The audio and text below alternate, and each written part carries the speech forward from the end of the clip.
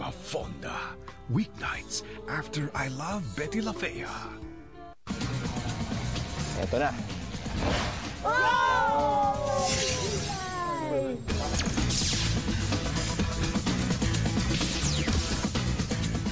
Power! Ito ang inyong hamon, partisipantes. Mula sa bandehadong yon, ang mga laman, ililipat nyo dito sa kahon na ito. Ang time limit ninyo, 2 minutos. Ang may pinakamaraming malipat mula sa bandehadong yon, dito sa kahon na ito, yon ang mananalo at maliligtas. Okay. Ang kailangan ninyong gawin, tumayo doon, gamit ang inyong bibig, ilipat ang mga laman, at dito ilagay sa kahon na to. Hindi nyo pwedeng idura papasok sa kahon na to. Kailangan buo ang katawan at paa na malilipat ninyo. Hindi ba pwedeng kagat? Hindi pwede kagat. Pwede nyo kagatin, pero mapuputol ang mga katawan at paa ng mga ililipat ninyo. Oh my gosh. Pero nga pala, no, wala nga palang paa ang uod, ano?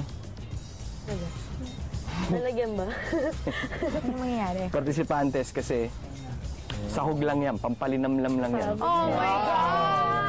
Nacho, amigo? Nacho na naman nandiyan. Oh my God! Ay!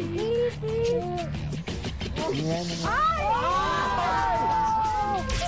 Oh my God! Partisipantes. Partisipantes. Ang pangalan ng inyong hamon ay Transferiendo Cucaracha.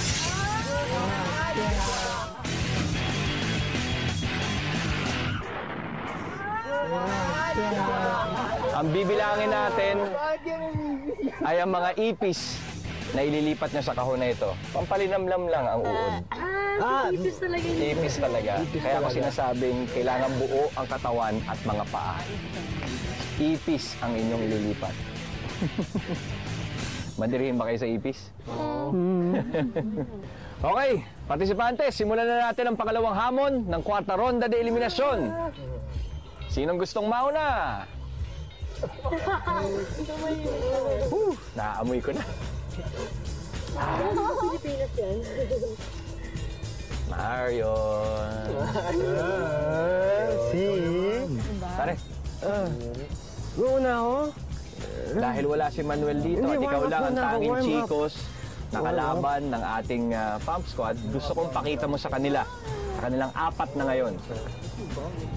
Oh, Marion, pakita mo sa akin. Narasa Valiente. Narasa Valiente.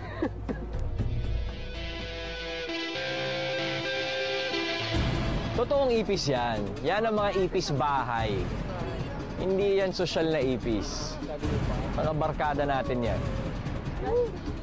Okay, Marion, bibigyan kita ng 2 minuto, magsisimula sa senyales ko. Handa ka na ba, Marion? Langan eh. Yeah. Dali. Okay, Marion, mag-uumpisa ng iyong hamon. 3, 2, 1, vamos, Marion! Marion, dito ka. Dito.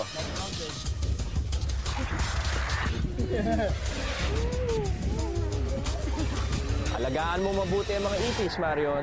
Ayaw mo silang mamatay.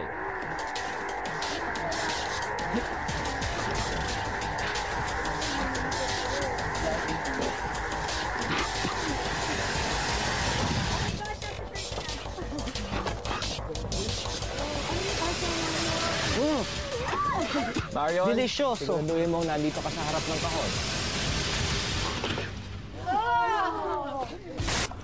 So scared. My face is gonna swallow. I need to gargle.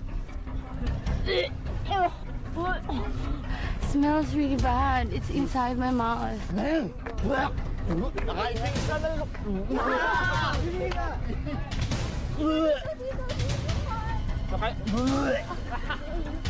Are that just safe or something if you swallow?